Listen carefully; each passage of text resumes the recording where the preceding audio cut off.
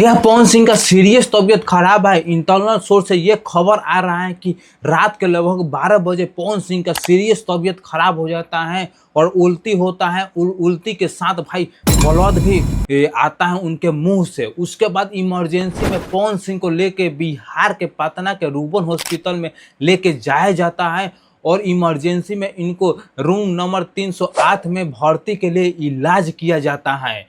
और फिलहाल अभी भीड़ भाड़ के कारण वो हॉस्पिटल से डिस्चार्ज मिल गया है और ये अपने दोस्त के घर पे चले गए हैं। मैं बता दूं कि पवन सिंह अपने गांव आरा आए थे एक रियलिटी शो शूट करने के लिए और मुझे लगता है कि एक बार ज्योति सिंह ने बताया था कि पवन सिंह को बहुत गहरा बहुत भारी एक बीमारी है। शायद यही तो बीमारी नहीं है। मैं एक प्रशंसक के नाते मैं चाहता हूं कि पवन सिंह स्वस्थ और मस्त हो जाए और मैं भगवान से कामना भी करता हूं कि पवन सिंह जल्दी से जल्दी स्वस्थ हो जाए और अपने फिल्मी दुनिया में आके राज करे।